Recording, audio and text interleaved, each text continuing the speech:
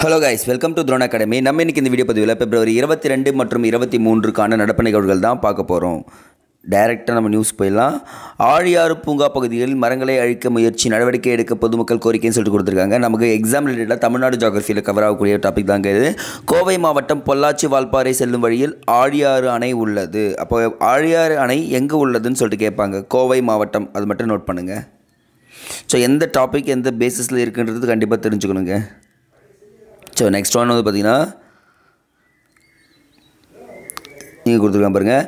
இளம் விஞ்ஞானி திட்டம், மாணவர்களுக்கு இஸ்ரோ அழைப்பு அப்படின்னு சொல்லியிருக்காங்க. அப்படின்னா பள்ளி மாணவர்களிடம் விண்வெளி அறிவியல் குறித்து ஆர்வத்தை ஏற்படுத்தும் நோக்கில் இந்திய விண்வெளி ஆராய்ச்சி நிறுவனம் இஸ்ரோ வந்து பார்த்திங்கன்னா யுவிகா என்ற இளம் விஞ்ஞானி திட்டத்தை 2019ஆம் ஆண்டு அறிமுகம் செய்தது அப்படின்னு சொல்லிட்டு கொடுத்துருக்காங்க. ஸோ சயின்ஸ் அண்ட் டெக்கில் வருங்க, அறிவியல் மற்றும் தொழில்நுட்பம் அப்படின்னு சொல்லக்கூடிய லெசன்ஸாக வரும். ஸோ இதையும் நோட் பண்ணி வைங்க. இளம் விஞ்ஞானிகள் திட்டம்ன்றத இஸ்ரோ அறிவிச்சிருக்கு. எப்போன்னு பார்த்தீங்கன்னா 2019ஆம் ஆண்டு. ஸோ இயர்ஸ் கண்டிப்பாக தெரிஞ்சுக்கணுங்க, மிஸ் பண்ணக்கூடாது. சரி, ஓகேவா? அடுத்தது திருக்குறள் பார்த்துட்டு இந்த ஒரு ஆர்டிக்கலில் ஒரு இன்ஃபர்மேஷன் மட்டும் சொல்கிறேங்க. செய்தற்கு அரிய யாவுல நட்பின், அதுபோல் வினைக்கு அரிய யாவுல காப்பு அப்படின்னு சொல்லியிருக்காங்க. வினைக்கு அரிய யாவுல காப்புன்னு சொல்லிட்டு, நட்பை போல் செய்து கொள்வதற்கு அருமையானவை எவை உள்ளன, அதுபோல் தொழிலுக்கு அரிய காவலனாக இருப்பவை எவை உள்ளன அப்படின்னு சொல்லியிருக்காங்க. ஸோ இந்த இடத்துல ஞாபகம் வச்சுக்க, அந்த நட்பு என்ற அதிகாரத்தில் திருவள்ளுவர் சூப்பராக சொல்லியிருக்காருங்க. ஸோ இன்றைக்கி ஒரு சின்ன இன்ஃபர்மேஷன் மட்டும் தெரிஞ்சுங்க. இந்த ஆர்டிக்கல் படிக்கிறப்போ ரொம்ப இன்ஸ்பயர் ஆகிடுச்சிங்க. எறும்புகள் எப்போதும் கூட்டமாக தான் வாழும். உணவு தேடும் எறும்புகள் செல்லும்போது ஸ்பெர்மோன் என்னும் ரசாயனத்தை சுரந்த வண்ணம் செல்கிறது. அந்த ஸ்பெர்மோன் என்ற ரசாயனம் தான் என்ன பண்ணுமா, எறும்புகள் வந்து கூட்டமாக செல்கிறதுக்கு வழிவகுக்கும். அது வந்து பார்த்திங்கன்னா ஜிபிஎஸ் மாதிரியாங்க இந்த ஸ்பெர்மோன்ன்றது. ஒரு நல்ல இன்ஃபர்மேஷன். ரெண்டாவது பாருங்கள், எறும்புகள் இனத்தில் மிகவும் பழமையானது என்பதுனா இலைவெட்டி எறும்புகளாங்க. கிட்டத்தட்ட பூமியில் 1,02,00,000 ஆண்டுகளுக்கு முன்பு தோன்றியதுன்னு சொல்கிறாங்க. நம்ம ஆனால் மனித இனம் தோன்றி 60 லட்சம் கோடி ஆண்டுகள் தான் ஆயிருக்கு. புரியுதுங்களா? 60 லட்சம் ஆண்டுகள் தான் ஆயிருக்கு. ஆனால் அதுக்கு முன்னாடி 60 லட்சம் ஆண்டுகளுக்கு முன்னாடி என்ன தோன்றிச்சு, மனித எறும்புகள் இனம் தோன்றிருக்கு அப்படின்னு சொல்லியிருக்காங்க. ஸோ மண்புழு விவசாயிகளின் முதல் நண்பனா, இரண்டாவது நண்பன் யாருன்னு சொல்லுவாங்கன்னா அக்ரிகல்ச்சரில் எறும்புகள் தான் சொல்லுவாங்க. ஸோ அப்போ அந்த எறும்புகள் பற்றி ஒரு இன்ட்ரெஸ்டிங்கான ஃபேக்டை படித்து வச்சுக்கோங்க. எக்ஸாம் கேட்க மாட்டாங்க, ஆனால் தெரிஞ்சுக்கணும். ஸோ அடுத்தது, சர்வதேச பிரச்சனைகளுக்கு தீர்வு காண்பதில் G20 முக்கிய பங்கு அப்படின்னு சொல்லியிருக்காங்க. ஸோ அப்படியே நோட் பண்ணி பார்க்கலாம். G20 கூட்டமைப்பின் வெளியுறவு துறை அமைச்சர் மாநாடு தென்னாப்பிரிக்காவில் நடைபெற்றது. அங்கே ஒரு தீம் சொல்லுவாங்கள்ல, தலைப்பு உலகளாவிய புவி அரசியல் சூழல் அப்படின்னு சொல்லியிருக்காங்க. G20 வெளியுறவுத்துறை அமைச்சர்கள் மாநாட்டின் தீம் கேட்டாங்கன்னா, இல்லை தலைப்புன்னு கேட்டாங்கன்னா உலகளாவிய புவி அரசியல் சூழல் அப்படின்னு இருக்காங்க. அடுத்தது, ஐநா கடல்சார் ஒப்பந்தம் 1982ஆம் ஆண்டு தொடங்கப்பட்டது. இது மட்டும் நோட் பண்ணுங்கப்பா. சொல்லியிருப்பாங்க, ஆனால் தொடங்கப்பட்டது அப்படின்னா 82ஆம் ஆண்டு. ஸோ ஜெய்சங்கர் அங்கே போயிருக்காரு, பேசிகிட்டு இருக்காரு, பார்ப்போம்.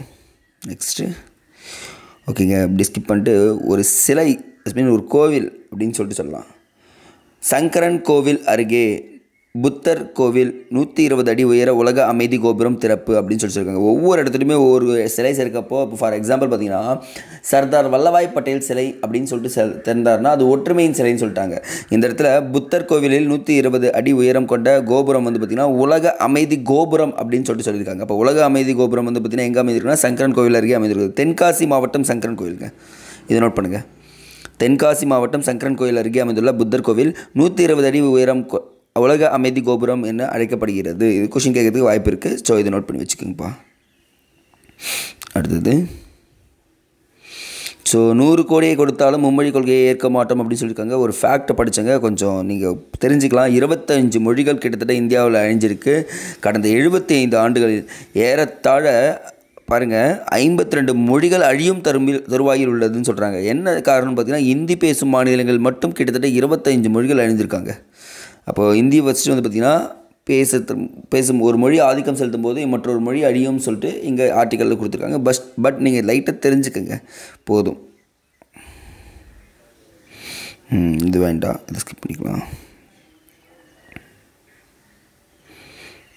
இதெல்லாம் வேண்டாங்க. சண்டே கிரிட்டிக் நியூஸ்ன்றதெல்லாம் அப்படியே ஸ்கிப் பண்ணிட்டு இங்கே எக்கச்சக்கமான டேட்டாஸ் இருக்குங்க.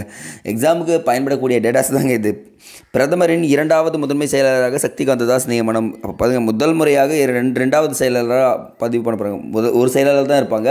இப்போ 2வது பதவின்னு ஒரு பதவி கொடுக்க போகிறாங்கன்னு சொல்லியிருக்காங்க. ஸோ அப்படி நோட் பண்ணி பார்க்கலாம் எல்லா ஃபேக்டும். 2016ஆம் ஆண்டு நவம்பர் 8ஆம் தேதி என்ன பண்ணார்? டிமானிஸ்ட்ரேஷன் பண்ணார். First point. செகண்ட் பாயிண்ட், ஜூலை 2017ஆம் ஆண்டு ஜிஎஸ்டி கொண்டு வந்தார். தேர்ட் பாயிண்ட், என்கே சிங் 15வது நிதிக்குழு. ஃபோர்த் பாயிண்ட், G20 மாநாடு. இருங்க, G20 மாநாடு இந்தியாவில் நடைபெற்றது 2023. கொஷின் கேட்பேன், 2023 எங்கே நடந்துச்சு? G20 மாநாடு நடந்திருக்கு. ஓகே, அடுத்தது ரிசர்வ் வங்கியின் ஆளுநர் டிமானிஸ்ட்ரேஷன் அப்போது 24வது ஆளுநர் உர்ஜித் பட்டேல் வந்து ராஜினாமா பண்ணிட்டார். அடுத்தது 25வது ஆளுநராக யார் இருந்தார்னு பார்த்தீங்கன்னா இவர் தான் இருந்திருக்காரு. 26வது ஆளுநர் வந்து பார்த்திங்கன்னா சஞ்சய் மல்ஹோத்ரா அப்படின்னு சொல்கிறாங்க.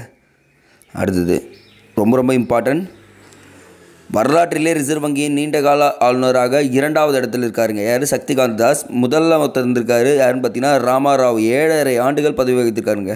ஸோ இப்போ பாருங்கள், நீண்டகால ரிசர்வ் வங்கி ஆளுநர் தரவரிசையில் சக்திகாந்த தாஸ் 2வது இடத்துல இருக்கார் அப்படின்றது நோட் பண்ணுங்கள். சார் ஏன் சார் சக்திகாந்த தாஸ் கொடுத்துட்டு இவ்வளோ இன்ஃபர்மேஷன் சொன்னால் இது எல்லாமே எக்ஸாமில் கேட்டிருக்காங்க. ஸோ நோட் பண்ணி வைங்கப்பா. ஸோ இது ஸ்கிப் பண்ணிக்கலாம், இதெல்லாம் வேண்டாம். ஸோ இதுவும் வேண்டாம். கிரிட்டிக் நியூஸ்ன்றதால நம்ம எல்லாத்தையுமே ஸ்கிப் பண்ணிட்டு வந்துடலாங்க. பட் ஆனால் ஒரே ஒரு நியூஸ் மட்டும் இருக்குது. நாகை இலங்கை இடையே கப்பல் போக்குவரத்து மீண்டும் தொடக்கம் அப்படின்னு சொல்லியிருப்பாங்க. இப்போ நம்ம என்ன சொல்லலாம்னா, தமிழ்நாட்டில் எந்த மாவட்டத்திலிருந்து இலங்கைக்கு கப்பல் பயணம் விடப்படுகிறதுன்னு சொல்லிட்டு கேட்டாங்கன்னா நாகை மாவட்டம் சொல்லிட்டு நோட் பண்ணுங்கள். அந்த எப்போ தொடங்கப்பட்டதுன்னா 2023ஆம் ஆண்டு பிரதமர் மோடியால் காணொலி மூலம் தொடங்கி வைக்கப்பட்டது. That's enough. ஓகே காய்ஸ், ரெகுலராக நியூஸ் பேப்பர் படிச்சுக்கங்க. குயிஸ் போடுறோம், குயிஸும் அட்டன் பண்ணிக்கங்க. கண்டிப்பாக கரண்ட் அஃபேர்ஸ் ரோல் பண்ணணுன்றதை நான் ரிப்பீட்டட் மோடில் சொல்லிகிட்டு இருக்கேன். அது உங்களுக்கு பயனுள்ளதாக இருக்குன்றதை நம்பி விடைபெறுகிறேன். நன்றி.